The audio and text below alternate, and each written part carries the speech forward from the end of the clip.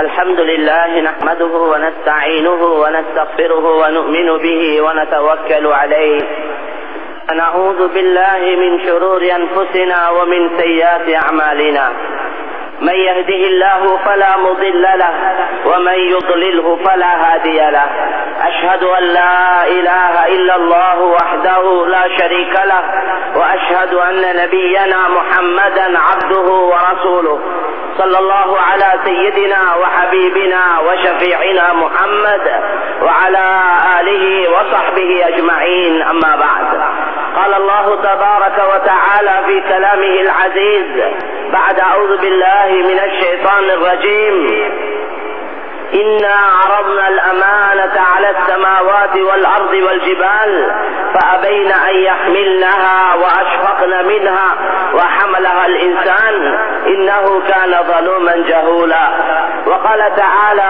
أيضا اقترب للناس حسابهم وهم في غفلة معرضون صدق الله العظيم قال النبي صلى الله عليه وسلم كلكم راع وكلكم مسؤول عن رعيته والمرأة راعية في بيت زوجها وهي مسؤولة صدق رسول الله صلى الله عليه وسلم சர்வ புகழும் புகழ்ச்சியும் இந்த உலகத்தை படைத்து பரிபாலித்து பாதுகாக்கக்கூடிய அல்லாஹு தஆலாவுக்கே சொந்தமானதாகும்.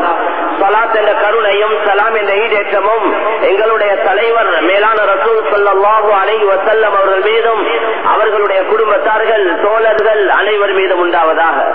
கண்ணியத்துக்குரிய மேலான சகோதரர்களே, அல்லாஹ்வின் நல்லடியார்களே, அல்லாஹு தஆலாவுடைய கட்டளைகளை முழுமையாக எடுத்து நடக்கும்படி முதற்கண் அடியேனுக்கும் அப்பால் உங்களுக்கும் வன்மையுடன் கட்டளையிடுகின்றேன்.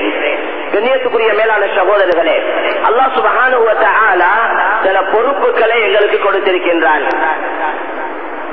அந்த பொறுப்புகளை பற்றி விசாரிப்பதாக குர்ஆனிலே சொல்லியிருக்கின்றான். யார் பொறுப்புகளை சரிவர நிறைவேற்றினார்களோ அவர்களுக்கு சன்மானங்கள் கொடுப்பதாக, மேலான உயர்ந்த சொர்க்கத்தை அதில் உள்ள இன்பங்களை கொடுப்பதாக அல்லாஹ் வாக்களித்திருக்கின்றான்.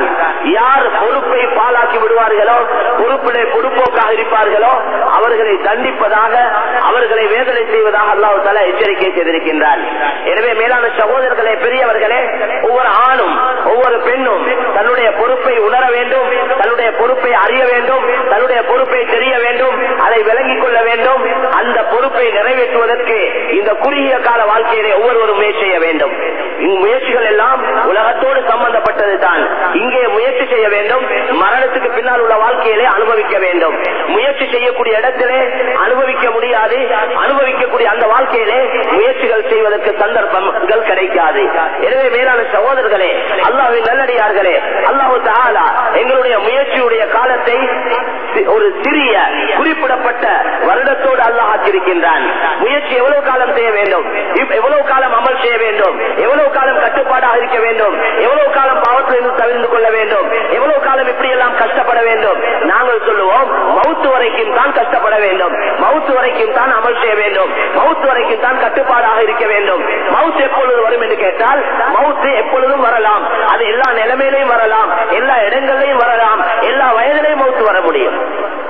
எனவே மேலான கண்ணியமான சகோதரர்களே, பெரியவர்களே, அந்த மௌத்தை முன்வைத்து அந்த மௌத்தை எதிர்பார்த்தவராக ஒவ்வொரு ஆணும் ஒவ்வொரு பெண்ணும் அவருடைய ஆகிரத்துடைய விஷயத்திலே, தன்னுடைய பொறுப்புடைய விஷயத்திலே கவனம் செலுத்த வேண்டும். பொறுப்புகளை அறியாமல், பொறுப்புகளை தெரிந்து கொள்ளாமல் அதிலே பொறுப்போக்கு செய்து அதுக்கு மாற்றமாக நடந்துவிட்டு எனக்கு தெரியாது என்று சொல்லி யாரும் தப்பிக்கொள்ள முடியாது. மேலான சகோதரர்களே, பொறுப்புகளை விளங்கிக் கொள்ளாமல், பொறுப்புகளை அறியாமல் தெரியாமல் மாற்றமாக நடந்துவிட்டு அதுக்கு பின்னாலே யாரும் அல்லாஹ்விடத்திலே சொல்ல முடியாது, என்னுடைய பொறுப்பு எனக்கு தெரியாது, எனக்கு எது கடமை என்று தெரியாது என்று சொல்லி யாரும் அல்லாஹ்விடத்திலே தப்பிக்கொள்ள முடியாது. எனவே பொறுப்புகள் தெரியாவிட்டால் உங்களிடம் தெரிந்தவர்களை கேட்டு விளங்கிக் கொள்ளுங்கள். விளங்கினவரிடத்திலே, அறிந்தவரிடத்திலே, தெரிந்தவரிடத்திலே நீங்கள் விளங்கிக் கொள்ளுங்கள், அறிந்து கொள்ளுங்கள், கேட்டுக் கொள்ளுங்கள் என்று அல்லாஹ் குர்ஆனில் சொல்லியிருக்கிறார். எனவே மேலான சோழர்களே, அல்லாஹ்வின் நல்லடியார்களே, அல்லாஹ் சுப்ஹானஹு வ தஆலா தந்த ஒவ்வொன்றும் அமானிதம் தான். அல்லாஹ் எங்களுக்கு வாழ்க்கையை தந்தான், வாழ்க்கை அமானிதமாக இருக்கிறது. அல்லாஹ் வாலிபத்தை தந்திருக்கிறான், வாலிபம் அமானிதமாக இருந்து கொண்டிருக்கிறது. பணத்தை தந்திருக்கின்றான், பணமும் அமானிதம் தான். அறிவை அல்லாஹ் தந்திருக்கின்றான், அறிவும் அமானிதம் தான். அல்லாஹ் தஆலா சில குறிப்பிட்ட விசேஷமான சில திறமைகளை தந்திருந்தால் அதுவும் அமானிதம் தான். மனைவி அமானிதம், பிள்ளைகள் அமானிதம், கணவன். இதே போல எங்களுடைய பொறுப்புகள், நாங்கள் தொழில் செய்யக்கூடிய இடங்கள், எங்களுடைய வேலைகள், எங்களுடைய ஜாப்புகள், இது எல்லாமே அமானிதம் தான். மேலான சோழர்களே, உடல் உறுப்புகள் அமானிதம். இந்த ஒவ்வொன்றை பற்றியும் அல்லாஹ் சுப்ஹானஹு வ தஆலா கியாமத்துடைய நாளிலே கேள்வி கணக்கு கேட்பான். எத்தனையோ பொறுப்புகள் ஒப்படைக்கப்பட்டிருக்கிறது, அவைகளை விளங்க வேண்டும். மேலான சோழர்களே, அதை சரிவர நிறைவேற்றுவதற்கு முயற்சி செய்ய வேண்டும். எனவே அந்த அடிப்படையில் ஹதீஸிலே வந்திருக்கிறது, லா தஸாலு கதம அப்தின் ஹத்தா யுஸ்அல அன் அர்பா. ஒரு மனிதனிடத்திலே 4 கேள்விகள் கேட்கப்பட்டு அதற்கு பதில் சொல்லாத வரையில் அந்த மனிதன் ஒரு 8 கூட எடுத்து முன்னால் வைக்க முடியாது என்பதாக ஸல்லல்லாஹு அலைஹி வஸல்லம் சொன்னார்கள். அதிலே அவனுடைய வாழ்க்கையை பற்றி கேட்கப்படும். உன்னுடைய வாழ்க்கையை எப்படி கழித்தாய்? உன்னுடைய வாழ்க்கையை எதற்கு செலவழித்தாய்? உன்னுடைய வாலிபத்தை எதற்கு பாவித்தாய்? உன்னுடைய வாலிபம் எதற்கு பாவிக்கப்பட்டது? அல்லாஹ்க்கு மாற்றம் செய்யவா? ஹராத்தை செய்யவா? அல்லாஹ் வெறுக்கக்கூடிய வேலைகளை செய்யவா?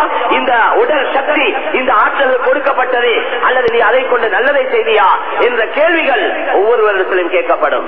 தள்ளி எப்படி சம்பாதித்தாய்? பணத்தை எப்படி சம்பாதித்தாய்? சம்பாதித்த பணத்தை அதை நீ எந்த முறையில, எந்த வழியிலே செலவழித்தாய்? மேலான கண்ணியமான சகோதரர்களே, அல்லாஹ்வின் நல்லடியார்களே, பெரியவர்களே, ஒவ்வொருவரிடத்திலே கேட்கப்படும். அல்லாஹ் ஒவ்வொருவருக்கும் அறிவை கொடுத்திருக்கின்றான், ஆற்றல்களை கொடுத்திருக்கின்றான், விளங்கக்கூடிய சக்தியை கொடுத்திருக்கின்றான், அக்கலை கொடுத்திருக்கின்றான். உங்களிடத்திலே உங்களுக்கு கொடுக்கப்பட்ட அறிவை வைத்து, உங்களுக்கு நீங்கள் தெரிந்ததை வைத்து எந்த அளவு செயல்பட்டீர்கள், எந்த அளவு அதை நடத்திவிட்டீர்கள், அந்த அடிப்படையில் வாழ்ந்தீர்கள் என்ற கேள்விகளும் கேட்கப்படும் என்பதாக மேலான ரசூல் ஸல்லல்லாஹு அலைஹி வஸல்லம் அவர்கள் சொன்னார்கள். எனவே மேலான சகோதரர்களே, பெரியவர்களே, அல்லாஹ் தஆலா எங்களுக்கு சில அந்த தந்த பொறுப்புகளை சரியான முறையிலே நிறைவேற்றிவிட்டு நாங்கள் செல்ல வேண்டும். அல்லாஹ் தஆலா யார் பொறுப்புகளை நிறைவேற்றுவார்களோ அது தன்னுடைய சொந்த விஷயங்களாக இருக்கலாம், பொது விஷயங்களாகவும் இருக்கலாம். பள்ளிவாசலுக்கு நாங்கள் பொறுப்பாக இருந்தால் அதனுடைய கடமைகள் நிறைவேற்றப்பட்டதா?